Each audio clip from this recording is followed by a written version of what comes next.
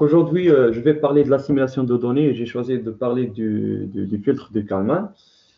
Durant cette présentation, je vais introduire la notion de l'assimilation de données, quelques exemples des méthodes utilisées dans l'assimilation de données, avant de parler du filtre de Kalman et vous montrer bien sûr un mini-projet que nous avons fait avec M. Seman durant le modèle d'assimilation de données que nous avons vu durant la formation à l'OHTP, qui consistait à faire une comparaison entre le filtre de Kalman et un filtre de Kalman réduit qui est le filtre de SIC.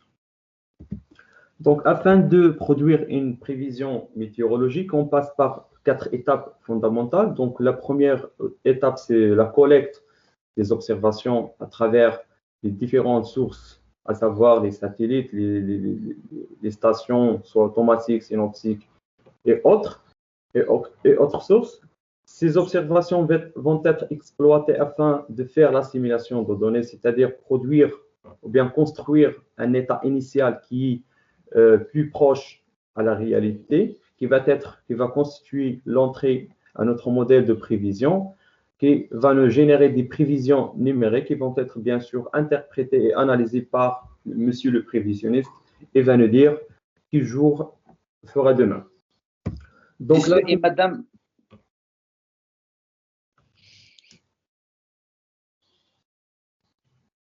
C'est bon? D'accord.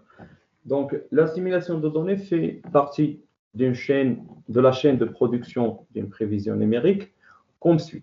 On a une collecte d'observation, comme j'ai dit, à travers les différents outils d'observation comme les satellites, soit les satellites géostationnaires, les satellites orbites, les stations synoptiques, les stations automatiques, les radars, etc.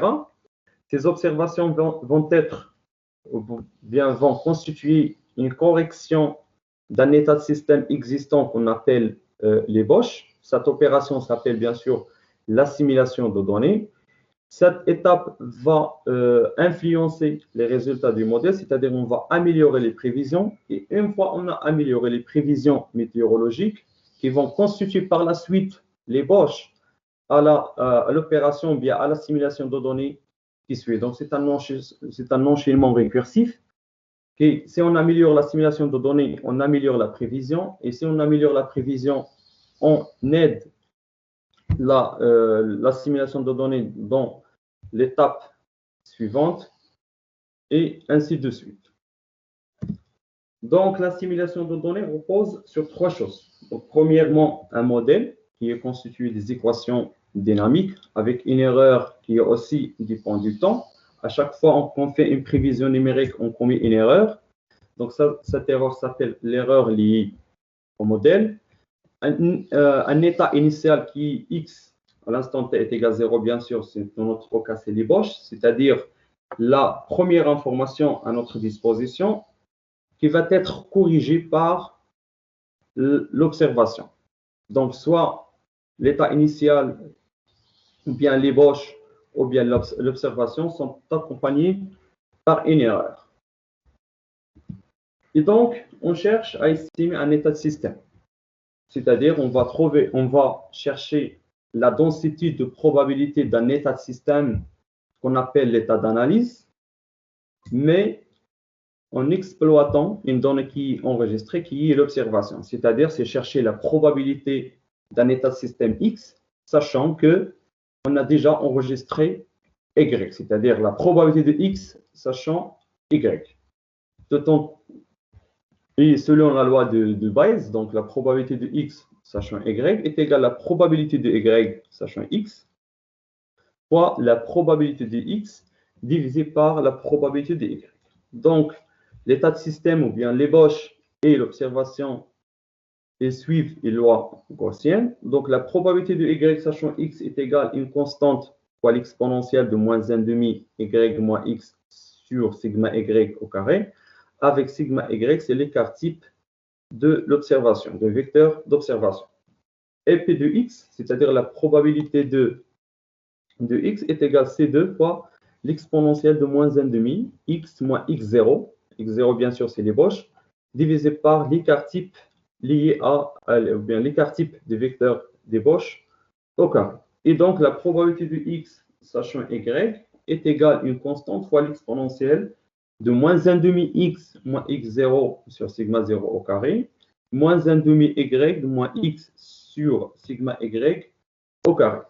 Et donc, chercher un état de système qui réduit les erreurs liées à l'ébauche et en même temps à l'observation, c'est maximiser cette probabilité, c'est-à-dire maximiser la probabilité d'un système, sachant que l'observation.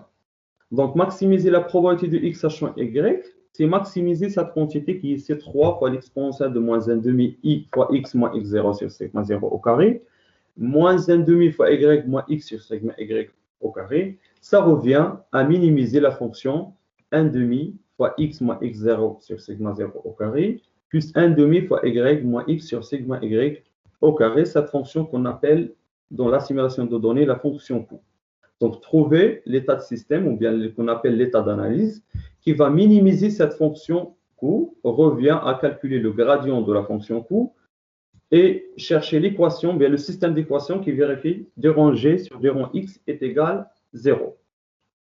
Donc, l'estimateur de l'état d'analyse trouvé, après un simple calcul de dérivation, on va trouver sigma y au carré, c'est sigma y au carré plus sigma 0 au carré fois x0, c'est-à-dire une constante fois l'ébauche, plus une autre constante fois l'observation, c'est-à-dire l'estimateur ou bien l'estimation de notre état d'analyse sur une combinaison linéaire entre l'ébauche et l'observation.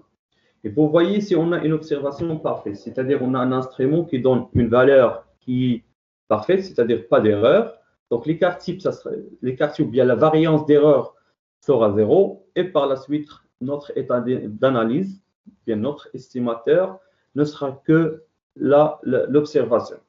Et si on calcule la variance liée à cet estimateur, on va trouver que sigma bar au carré est égal à sigma 0 au carré sur 1 plus sigma 0 au carré divisé par sigma y au carré. Donc, on a factorisé par sigma 0 au carré de le premier cas, et est égal à sigma y au carré sur 1 plus sigma y au carré sur sigma 0 au carré. Donc, pourquoi cette factorisation? Seulement pour montrer que la variance totale de notre état d'analyse est inférieure à la fois à sigma 0 au carré et à sigma y au carré. C'est-à-dire, la variance totale de notre état d'analyse est inférieure à la variance totale liée à l'ébauche et à la fois à la variance totale liée à l'observation, c'est-à-dire on a trouvé un état de système qui est moins erroné par rapport à l'ébauche et par rapport à l'observation.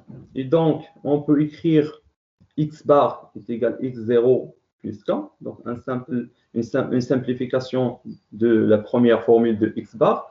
Donc, x bar est égal à x0, c'est-à-dire l'ébauche plus k fois y moins x0. Donc, k fois y moins x0 s'appelle le vecteur d'innovation et k, ce qu'on appelle la matrice de gain. Donc, ça, c'est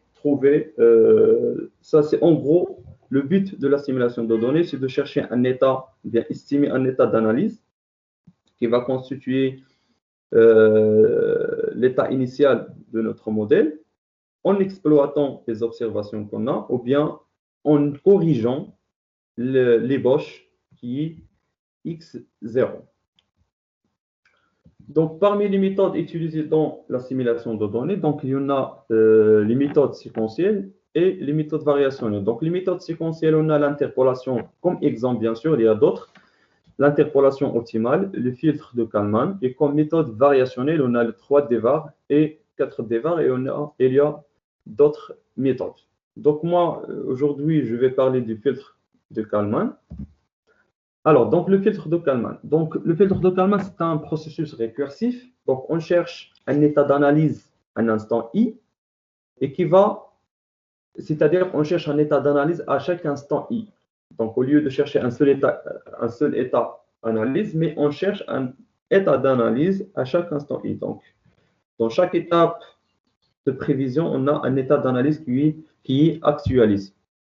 Donc, à l'instant ti, on a xi indice A, donc en exploitant la formule que nous avons trouvée tout à l'heure. Donc xi A, c'est-à-dire l'état d'analyse à l'instant i, est égal XI indice F, c'est-à-dire le forecast, ou bien l'ébauche, c'est-à-dire la prévision issue d'une prévision précédente, plus la matrice de gain qui est KI, fois l'observation, moins HI fois XI indice F. Donc, on a introduit un opérateur qui s'appelle l'opérateur d'observation qui est HI. Donc, cet opérateur, il nous permet de se baser, ou bien de prendre le modèle et se placer dans le même espace que l'observation. Parfois, on a une observation qui est enregistrée dans une localisation loin du point degré du modèle. Et du coup, on a besoin d'un opérateur pour faire un changement de base afin de comparer le comparable. C'est-à-dire, on prend le modèle, on transfère le modèle dans l'espace d'observation. Donc, pour calculer l'état d'analyse à l'instant I, on a besoin de calculer la matrice de gain K à l'instant I, à l'instant TI. Et donc, KI est égal P indice I F, c'est-à-dire la matrice de variance-covariance d'erreur liée à l'ébauche, fois le transposé de l'opérateur d'observation, facteur de H fois PF fois H, plus R indice I. Donc, R, c'est la matrice de variance-covariance liée à l'observation.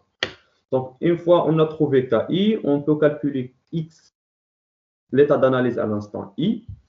Et pour le calcul de la matrice de variance-covariance de notre état d'analyse à l'instant I, on a la formule suivante. Donc, PI indice A, c'est-à-dire d'analyse, la matrice de variance-covariance d'analyse, est égale à l'identité moins la matrice de gain fois H, facteur, la matrice de variance-covariance liée à l'ébauche.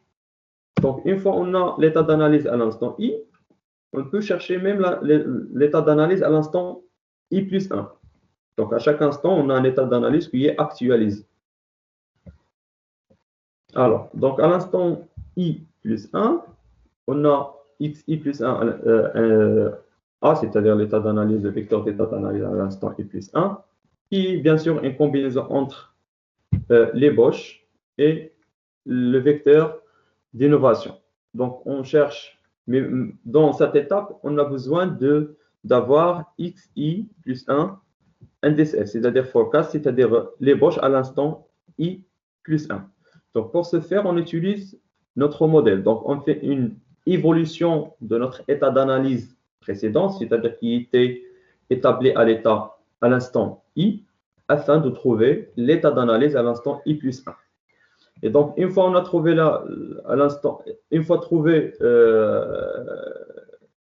l'état d'analyse, l'état d'ébauche, c'est-à-dire l'ébauche à l'instant I plus 1, on fait évoluer aussi les erreurs liées à l'ébauche. Et ça, c'est la force du filtre de Kalman. C'est qu'on évolue l'état d'analyse de l'instant I à l'instant I plus 1, c'est-à-dire on travaille avec un ébauche qui est actualisé, en exploitant bien sûr l'état d'analyse qui est établi à l'instant I, et aussi on fait évoluer les erreurs qui sont liées à l'ébauche en exploitant la formule suivante, c'est-à-dire on fait évoluer la matrice de covariance liée à l'ébauche, qui est égale le modèle fois la matrice de covariance liée à l'analyse qui était établie à l'instant I, fois le transposé de notre modèle, plus Qlent I, qui est l'erreur liée au modèle. Donc ça, c'est le filtre de Kalman. C'est qu'on a un état d'analyse à chaque instant I. L'ébauche, pour avoir l'ébauche à l'instant I plus 1, on évolue l'état d'analyse qui était établi à l'instant I. Et aussi, on évolue les erreurs qui sont liées à l'ébauche en utilisant le modèle. Et bien sûr, la matrice de covariance qui était établie à l'instant I. Donc, pour le filtre de Six, c'est Singular Evolutive Extended Kalman Filter. Donc, c'était un filtre qui était introduit par Pham en 1998. C'est un filtre réduit déduit du filtre de Kalman étendu, Extended Kalman Filter. repose sur la stagnation ou la décroissance du rang des matrices de covariance d'erreur. C'est-à-dire, on cherche à diminuer le rang de la matrice de variance-covariance liée à l'ébauche, qui est la matrice PIF. Mais dans le filtre de Kalman, ça revient à chaque fois, on fait évoluer la matrice de variance-covariance liée à l'état d'analyse qu'on trouve à chaque instant. En fait, le filtre de Kalman consiste en gros à décomposer la matrice de variance-covariance liée à l'erreur avec une matrice diagonale à coefficient positif ou nul et une matrice orthogonale. Donc, le mini-projet que nous avons fait sous l'encadrement de ces semaines durant le modèle d'assimilation de données durant notre formation à l'HTP consistait à faire une comparaison entre le filtre de Kalman et le filtre de Sikk. Qu'est-ce qui se passait si on réduit le filtre de Kalman et on réduit le rang de la matrice de variance-covariance d'erreur? Qu'est-ce qu'on va perdre en faisant ça? Alors, donc on a pris un exemple. Donc ça, c'est notre vecteur d'observation, donc constitué de 4 valeurs et un vecteur d'ébauche qui est bien sûr 5 valeurs. Vous voyez qu'ils ne sont pas incomparables, mais lorsqu'on introduit l'opérateur d'observation, il va mettre les choses de telle façon qu'on peut comparer l'ébauche à l'observation. Donc, on a la matrice B. Donc, la matrice B, c'est la matrice de covariance de l'erreur liée à l'ébauche. C'est P indice F. Donc, c'est la même chose. Donc, soit B ou bien P indice F, c'est la matrice de variance-covariance d'erreur de l'ébauche. Et R, c'est la matrice de variance-covariance d'erreur d'observation.